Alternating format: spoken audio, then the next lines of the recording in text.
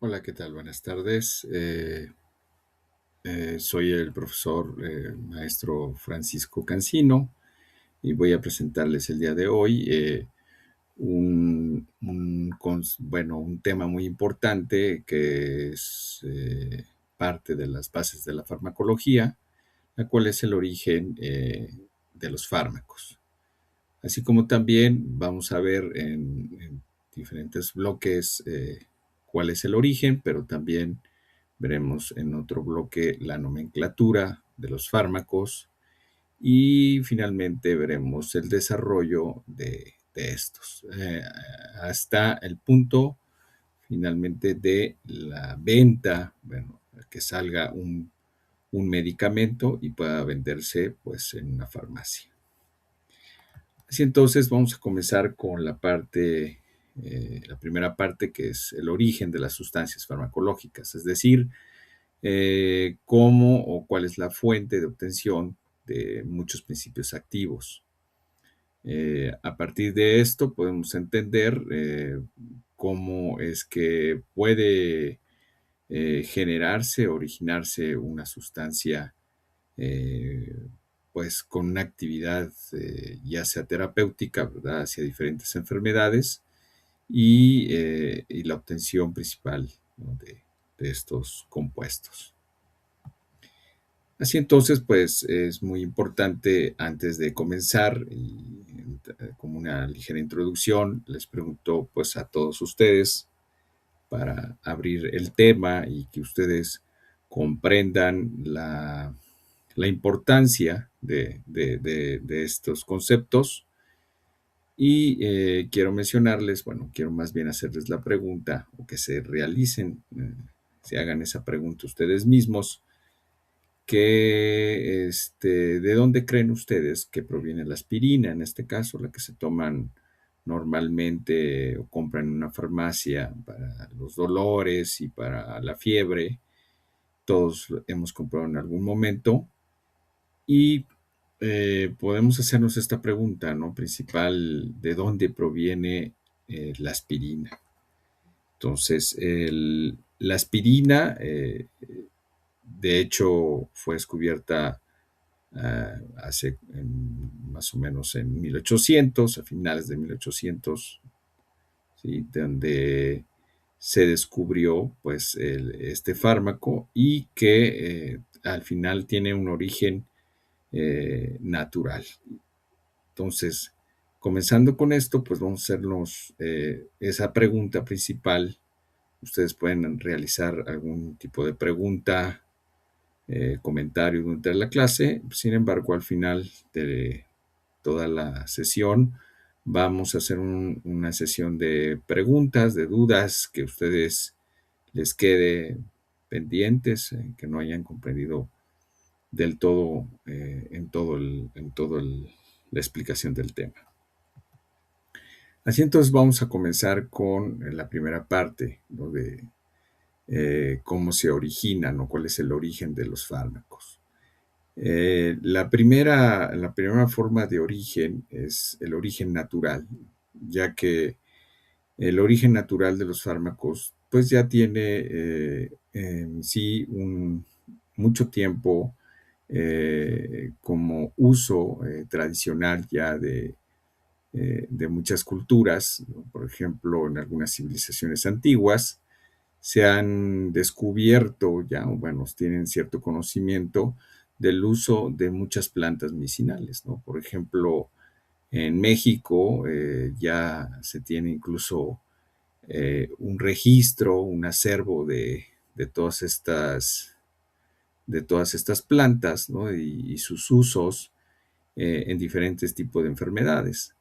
Ese conocimiento fue descubriéndose, ¿no?, a través del tiempo y se fue pasando de generación en generación, dando este conocimiento, e incluso esos registros fueron eh, este, plasmados en algunos códices, ¿no?, por ejemplo, antiguos, en México, por ejemplo, en las culturas prehispánicas. También otra cultura muy importante y el uso de plantas medicinales podría ser en Perú, sí, a través de civilizaciones como los incas, y también en la India, ¿no? También culturas como muchos de ellos tienen bastante conocimiento de plantas medicinales y productos naturales que pueden tener funciones farmacológicas. Los chinos también, en la cultura china, de la antigüedad, estamos hablando incluso culturas milenarias, ¿verdad? Que tienen el conocimiento y también a partir de ellos sabemos pues que hay todo un antecedente que nos da para, a partir de ahora, que hoy en día se ha comenzado a estudiar ya más de fondo con bases científicas y de investigación, la obtención precisamente de muchos fármacos a partir de origen natural.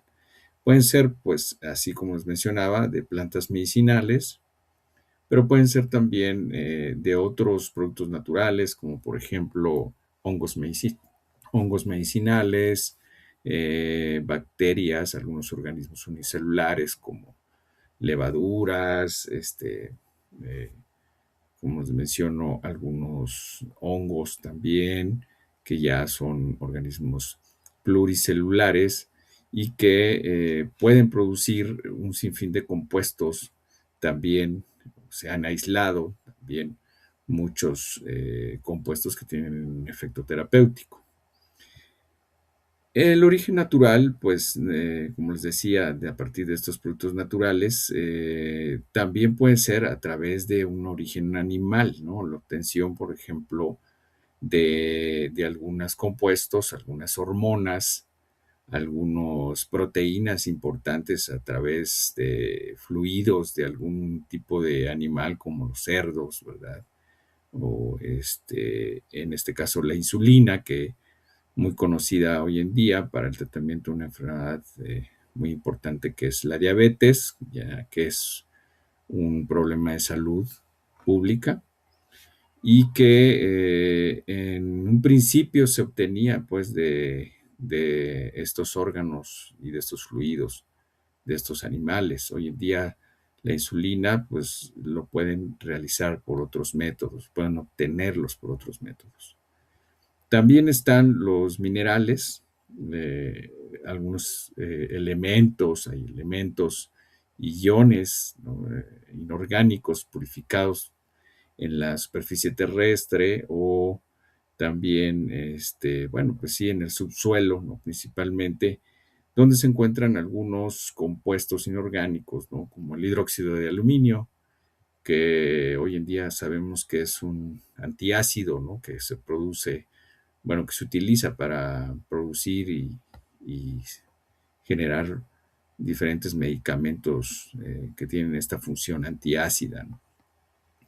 Así entonces, pues el origen natural, podríamos decir que todos los fármacos, al final de cuentas, tienen este origen.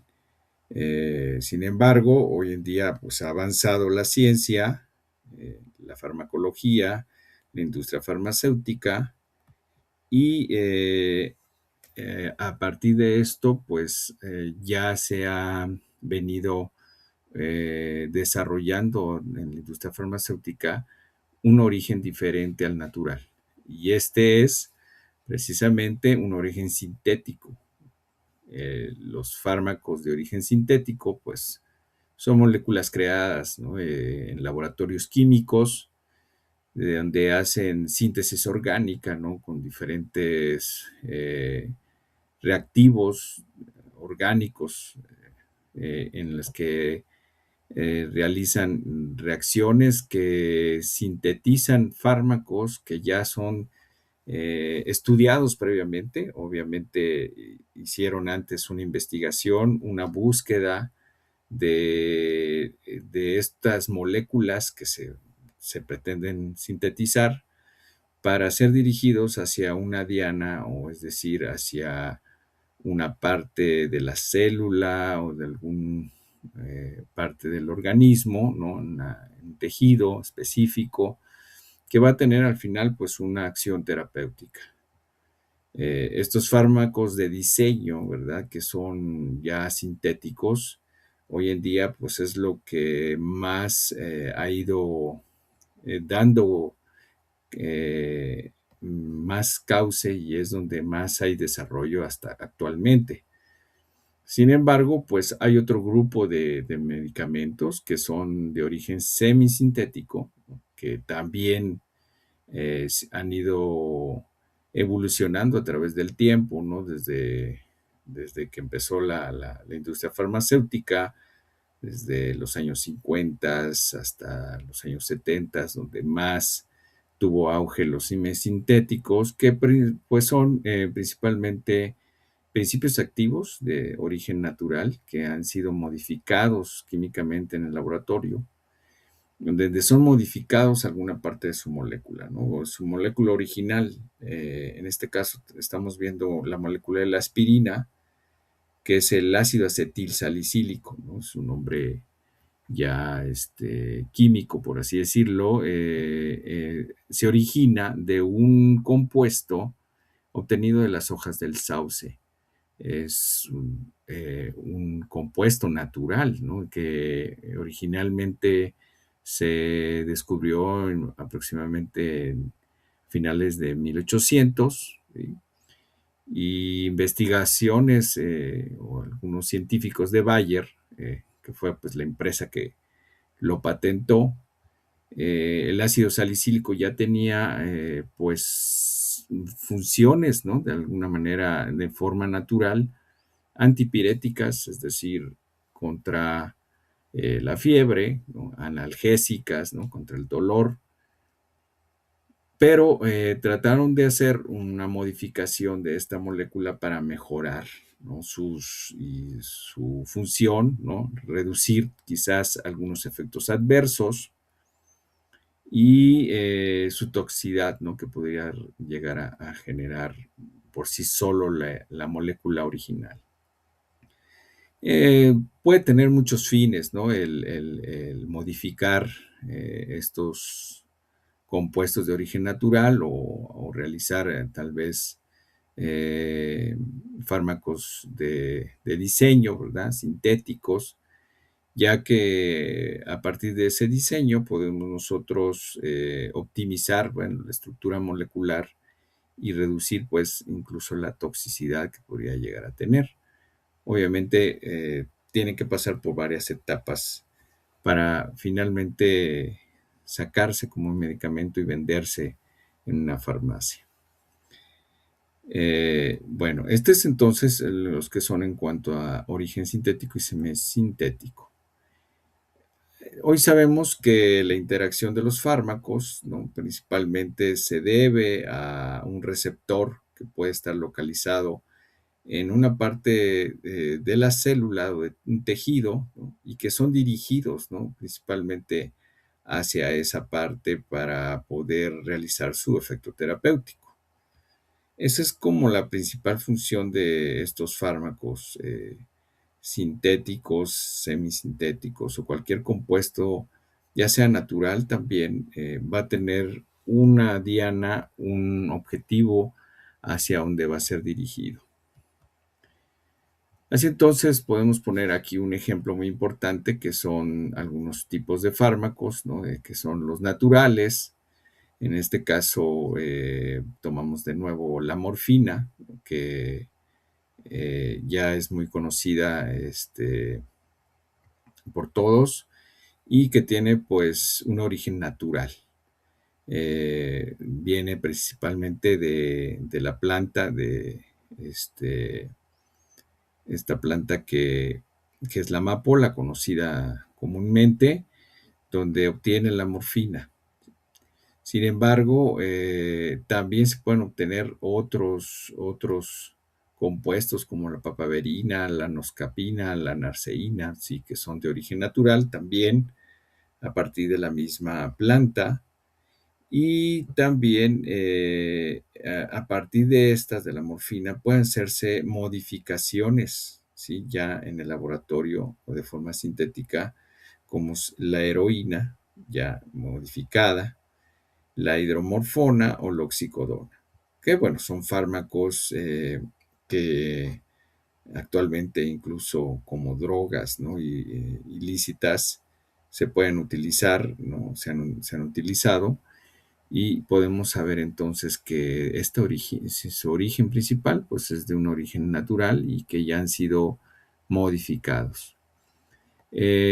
Sintéticos, ¿no? A partir de la morfina también se ha tomado la estructura principal como base para poder generar otros fármacos que puedan tener funciones similares a la morfina, ¿no? O acciones farmacológicas muy parecidas a la morfina.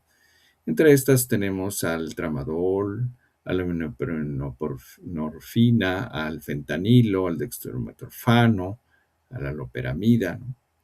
Todos estos fármacos ya son totalmente sintéticos, ¿no? En el caso del fentanilo, que actualmente es un problema de salud ya utilizado como una droga, ¿no? Que ha salido del uso terapéutico original, que era precisamente en pacientes con dolores muy, muy fuertes, en el caso de la gente con las personas con cáncer, ¿no? El tramadol también para dolores crónicos, ¿no? Que pero al final tienen un origen natural, ¿no? Que a todos estos se les llaman por lo regular fármacos opioides, ¿no? Porque también el opio es parte importante de un origen natural. Sin embargo, hoy en día, pues ya pues es utilizada como una droga. Ahora bien, vamos a otra parte, otro origen, otro tipo de origen de muchos fármacos. El origen biotecnológico. El origen biotecnológico son medicamentos pues producidos por la ingeniería genética, la biotecnología ya avanzada en algunos cultivos celulares, ¿no? Algunos microorganismos o algunas células ya estudiadas previamente como células mamíferas, proteínas terapéuticas, también, por ejemplo, muy la mencionada insulina humana recombinante, ¿verdad? Que es un ejemplo bastante común, ¿no? Que hoy en día se vende, ¿no? Como un fármaco. Sin embargo, esta insulina ya no es de un origen natural totalmente como lo vimos al principio, obtenido de un animal o del fluido o de un órgano animal, sino que ya a través de la tecnología del ADN recombinante se puede generar ya de forma en el laboratorio, in vitro, ¿verdad? La insulina. También está un ejemplo muy importante, los anticuerpos monoclonales, ¿no? Que son también algunas inmunoglobulinas diseñadas específicamente para ir sobre una diana, ¿verdad? Sobre un objetivo molecular, ¿no? Y atacar una enfermedad grave.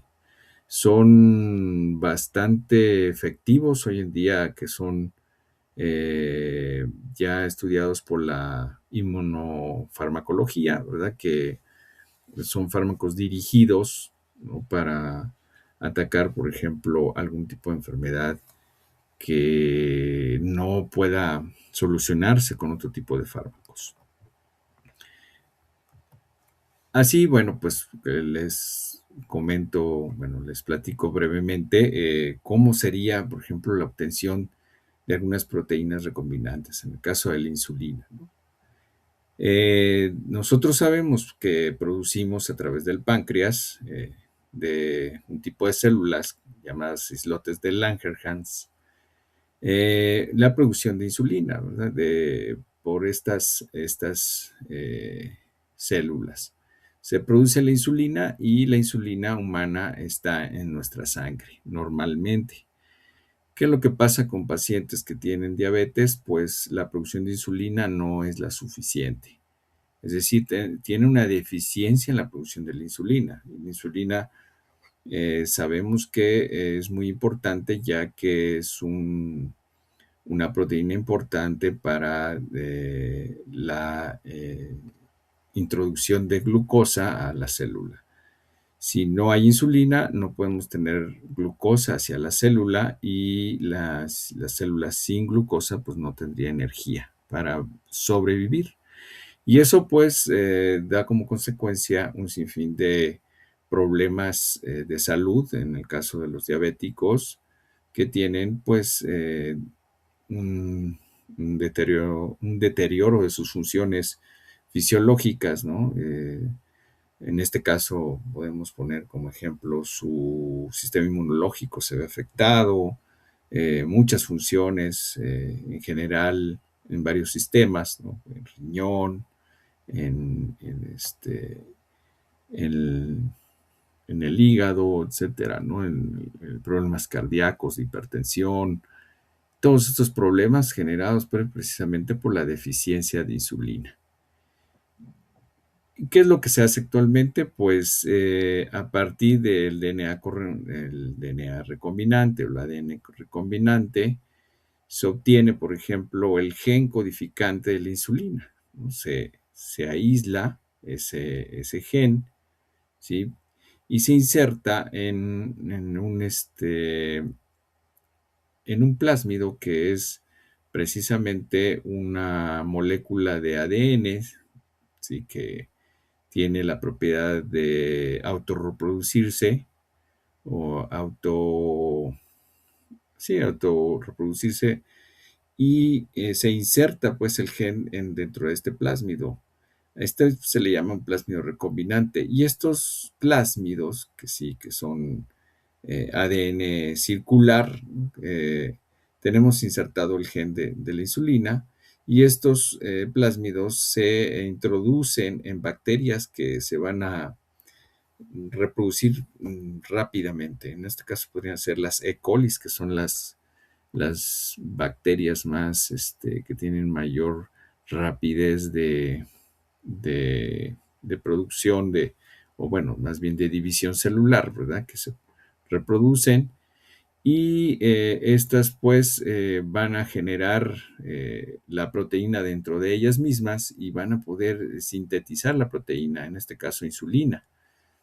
Estas proteínas, bueno, estas bacterias tienen la proteína insulina y lo que se hace posteriormente es lisar todas estas bacterias, o sea, romperlas, llevar a cabo varios procedimientos hasta finalmente obtener la proteína aislada, ¿no? Que es la insulina recombinante humana. Y de esta manera, pues obtenemos un fármaco a partir de la ingeniería genética.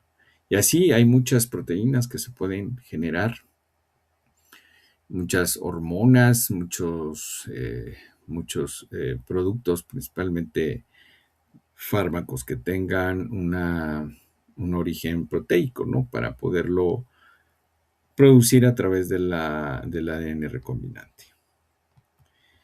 Anticuerpos monoclonales también es otro tipo de fármacos que hoy en día también se han utilizado muy ya comúnmente en algunas enfermedades como en el cáncer, por ejemplo. Son anticuerpos monoclonales que son dirigidos hacia un problema específico. Y esto a través de un método de inmunización, ¿no? A través de ratones, por ejemplo, se inyectan los antígenos, ¿no?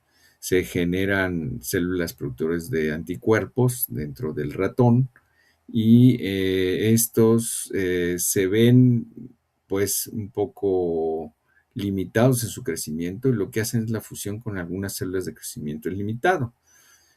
Esos se forman hibridomas y estos hibridomas que ya tienen anticuerpos, que ya los producen porque ya fueron generados por estas células inmunológicas del ratón, sí, se llevan finalmente a estos hibridomas a crecerlos, ¿verdad? A reproducirlos y finalmente, después de su expansión y producción, lo llevamos a cabo al aislamiento pues, de estos anticuerpos monoclonales para tener ya finalmente los anticuerpos aislados y también de esa manera producirlos y hacer los fármacos. ¿Cómo funcionan estos anticuerpos monoclonales? Bueno, llegan principalmente a un receptor, ¿verdad?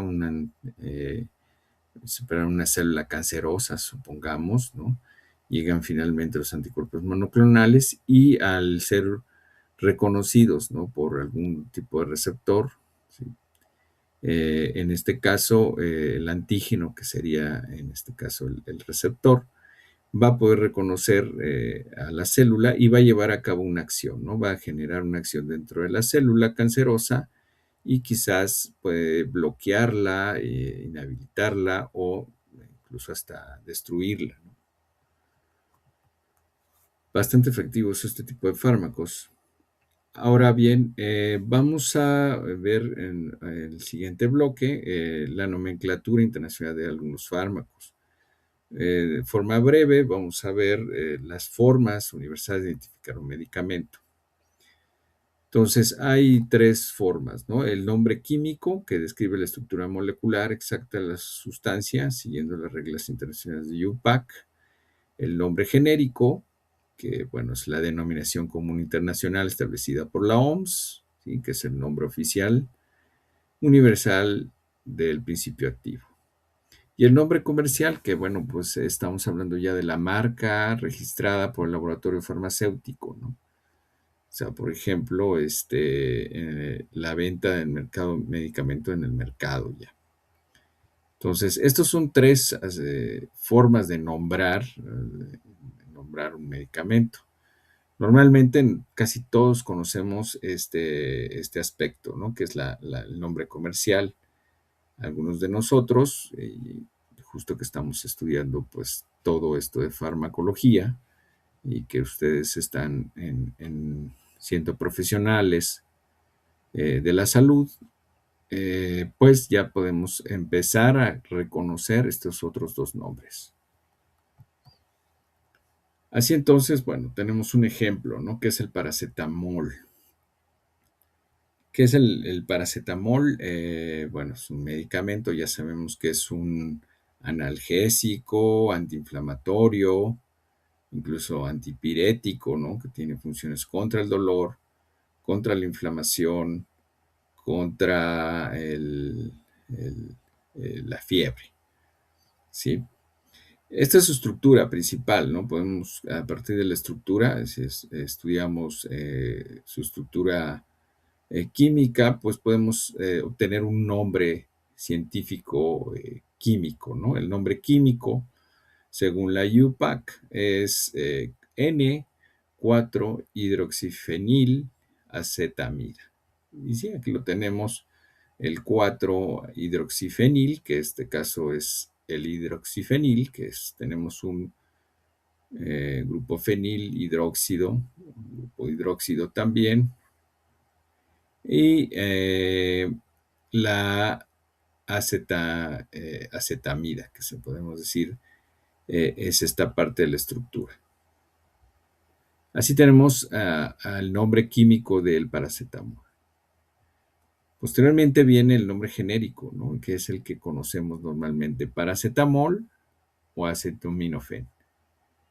Hoy en día se ha popularizado tanto el nombre paracetamol que, bueno, ya podemos pedirlo en la farmacia tal cual, ¿no? En algunos otros países lo nombran como acetaminofén.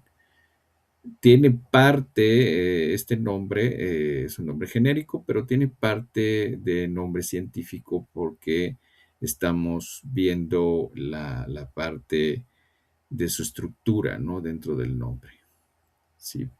Que al final tiene una terminación ol, que estamos hablando de un alcohol, ¿no? Acetaminofén, que tiene que ver con el grupo aceto o acetoamino, que es el que estábamos comentando hace rato, y fen de el grupo fenilo.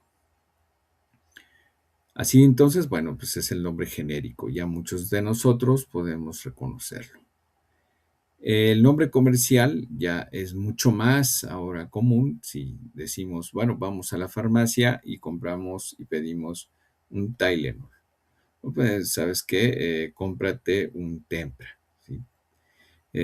Son máscaras registradas, el Panadol, ¿no? Que, bueno, aquí en México los más reconocidos, Tylenol y Tempra. son los más reconocidos, ¿no? Como marcas registradas y que son normalmente pues los más comerciales, ¿no? En farmacias. Así entonces tenemos los tres tipos de formas de nombrar. Todos los medicamentos tienen estos tres tipos, ¿no? Este es un ejemplo en el que podemos llegar a la conclusión. Sin embargo, ustedes tienen que buscar, ¿no?, otros ejemplos. En el caso, por ejemplo, de la aspirina, también, como les decía, ácido acetilsalicílico, ¿no? La aspirina podría ser el nombre comercial. Así podemos buscar muchos medicamentos que tienen al final estas tres formas de nombrar. Ahora bien, pues vamos con el proceso de desarrollo de nuevos fármacos. Todas las fases, ¿no?, de investigación, desde la molécula inicial hasta su mercado, ¿verdad? Hasta salir a la farmacia. Entonces, vamos a ver que hay un tiempo del desarrollo, ¿no? Estamos hablando de un tiempo muy largo, vamos a ver años, ¿no?, para llevar a cabo a sacar un medicamento a la venta. Y todo comienza a partir del descubrimiento, identificación, pues, de dianas terapéuticas, una enfermedad determinada, ¿no? Se estudia la enfermedad y se sabe que la enfermedad es causada por la deficiencia de tal enzima, por la deficiencia de determinado eh, receptor, ¿sí?, en la célula, etcétera. Y bueno, esa enfermedad nos da una diana específica o una diana terapéutica. Para eso entonces empieza a hacer un tamizaje de miles de moléculas candidatas, ¿no? Pueden ser, pues, por un lado hay investigaciones desde productos naturales que se están obteniendo estas moléculas que podrían tener alguna función terapéutica, como les comenté al principio, del origen natural, pero también puede ser, pues, sintetizarlos, ¿verdad? Diseñarlos en el laboratorio o a través de algunos softwares avanzados en computadora, donde pueden sintetizar, bueno, crear la molécula y posteriormente sintetizarla. Como decía, semisintéticos también, alguna modificación de alguna molécula, ¿verdad?, de origen natural. Después viene la etapa preclínica de pruebas in vitro, modelos animales, para ver pues la toxicidad, la farmacocinética, cómo el fármaco se distribuye en el organismo y cómo finalmente lo excretamos, ¿sí? Y la posibilidad de realizar mutagénesis, ¿sí?, y pueda afectar, ¿no?, incluso su parte tóxica. Es muy importante en este estudio preclínico. Posteriormente viene la fase clínica, que ya, bueno, son ensayos directamente en humanos, ¿no?, para ver precisamente la seguridad del fármaco, la eficacia, la dosis, ¿no?, y la confirmación, pues ya en un nivel ya posterior para poder sacar el fármaco. Y ya que está listo el fármaco, venimos finalmente a la aprobación, que estamos hablando ya es una fase 4 de la fase clínica. Sin embargo, ya es más bien una parte administrativa del fármaco en la que se llevan a cabo varios registros en algunas instancias regulatorias como el FDA, la COFEPRIS, y posteriormente se realiza, ya que sale a la venta, una parte de farmacovigilancia para observar pacientes, ¿no?, que fueron administrados con los fármacos y después de su comercialización. Algo parecido a lo que sucedió en la pandemia para el desarrollo de, por ejemplo, de algunas vacunas, ¿no? Esto tuvieron que acelerar línea de tiempo, se desarrolló en solamente 2 años y a partir de esa pandemia la línea de tiempo se ha cortado, incluso en el desarrollo de muchos fármacos, muchas vacunas.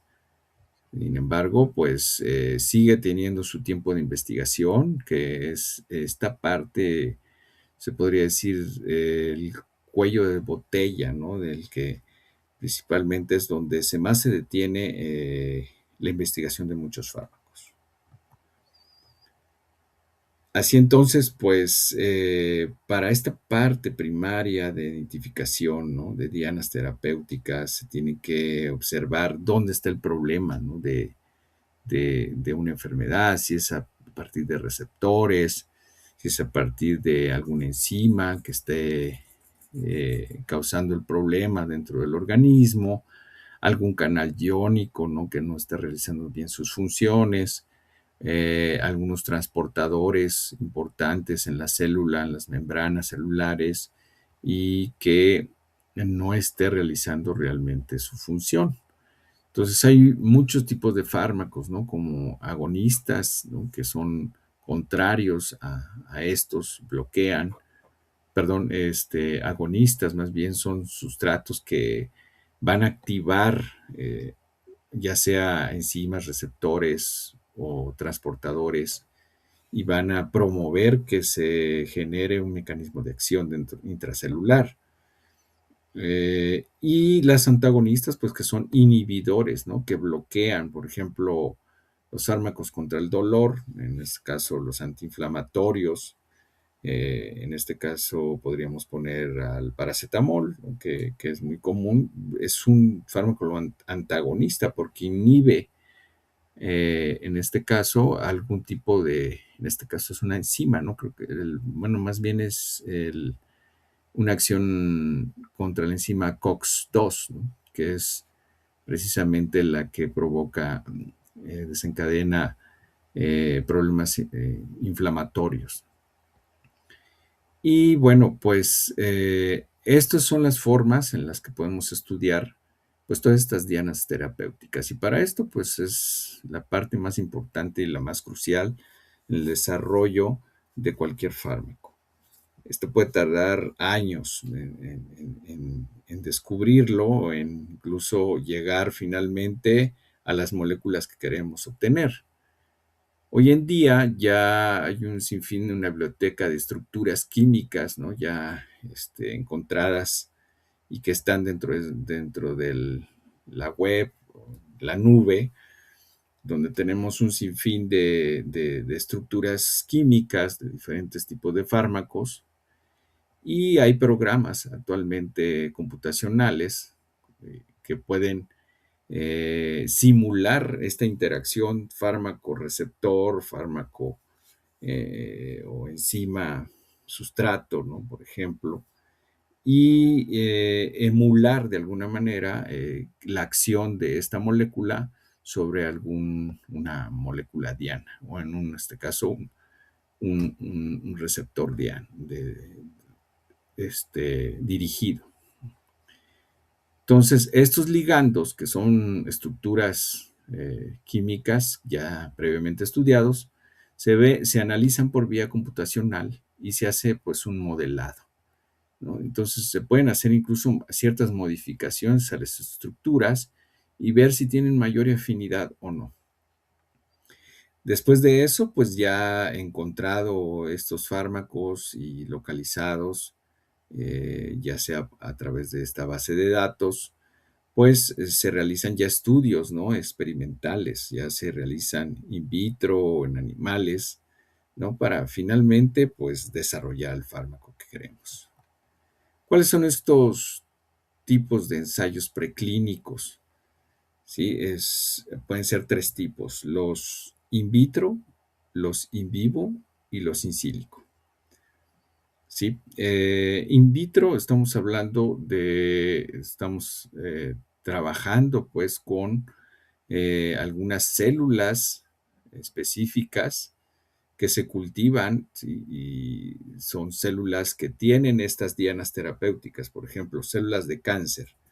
Las células de cáncer tienen algún tipo de receptor, algún daño, ¿no? En sí, y se prueban diferentes fármacos en estas células para poder ver cuál es el mejor candidato, la molécula candidata óptima para atacar, bueno, llegar finalmente a la diana, ¿verdad? A la diana terapéutica. En vivo, pues puede realizarse en diferente tipo de animales, ¿no? Sin embargo, los más utilizados pues, son los ratones. Los ratones podemos realizar ensayos in vivo y son incluso mucho mejores que los in vitro, que son células en las que están controladas bajo un medio de cultivo, ¿sí? Un medio que va a favorecer su crecimiento, pero no hay otras células que están implicadas dentro de la enfermedad. A veces las enfermedades también están implicados otros tipos de tejidos, no solamente uno. Entonces, los ensayos clínicos, pues tenemos una mayor apertura, una mayor capacidad de poder encontrar mejor su acción terapéutica. Y in silico, como les comentaba, es el estudio a través de programas computacionales previos, ¿no? Pueden ser previos a este tipo de estudios. Así, entonces, llegamos a las etapas de ensayos clínicos, que ya es en humanos, estamos hablando de la fase 1, ¿sí? Donde se realiza con algún tipo de participantes, una cantidad determinada, hasta 30 pacientes. La fase 2, hasta 300 pacientes, ya se determina la seguridad del tratamiento. Ya de 100 a 5,000 pacientes voluntarios, ya se ve la eficacia y la seguridad, ¿no? La dosis. Y finalmente en la etapa o fase 4, pues ya estamos hablando de la comercialización del medicamento, ya aprobado precisamente por algunas instancias regulatorias. Esta aprobación por instancias reguladoras, principalmente en México, pues es la COFEPRIS, que es la Comisión Federal de Protección contra Riesgos Sanitarios.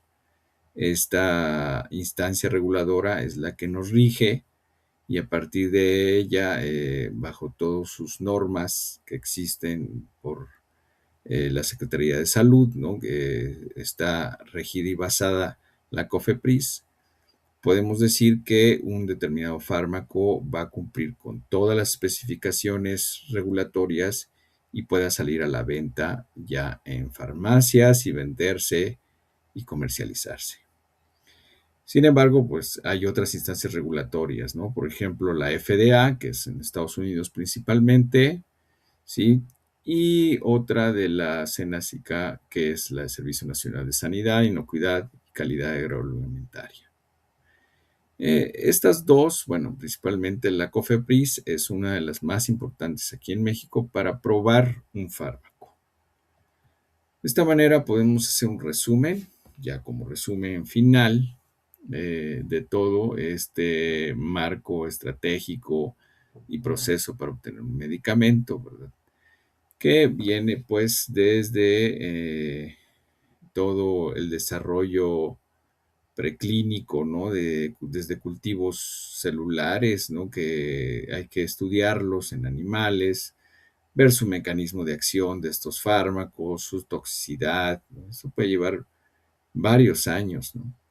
La fase 1, que es pues ya la seguridad del fármaco probado ya con algunos pacientes, ¿no? Puede llevar pues, algunos meses. La fase 2, la eficacia del fármaco, ¿no? Diferentes dosis, se prueban en algunos pacientes voluntarios o personas, más bien. En fase 3, la verificación ya de resultados y ya la eficacia y la comparación de tratamientos actuales, algunos efectos secundarios, ¿no? También estudiados, y pues esto puede llevar varios años. Y la aprobación final, ¿no? Por las agencias regulatorias, ¿no? Donde realmente pues son trámites que se tienen que realizar en todo fármaco para poder llevarlo a la venta y su comercialización final. Así entonces, esto podríamos decir que es el esquema general de todo el proceso y desarrollo de un fármaco, ¿sí? Como hemos comentado, hay diferentes orígenes del fármaco, pero a pesar de su origen, todo tiene que pasar por este proceso. Así sea de origen natural, ¿sí? se obtiene un determinado compuesto, se aísla ese compuesto, aunque sea de origen natural, pero para llevar a cabo finalmente ese medicamento, ¿sí? Tiene que pasar por todo este proceso. Si es un fármaco sintético, también; si es un fármaco semisintético, también tiene que llevarse a cabo todo este proceso. Así entonces, pues podemos decir que hasta aquí, pues hemos concluido la parte del conocimiento, ¿sí? De todo este tema. Espero haya sido bastante, de servirles bastante para su conocimiento. Pues pueden hacer ahorita a continuación una serie de preguntas y comentarios para que ustedes digan si tienen dudas principales de cómo, de toda la parte que comentamos durante la clase. Y bueno, pues por mi parte ha sido todo. Hasta aquí hemos llegado. Y bueno, pues me despido para todos. Y hasta ahora es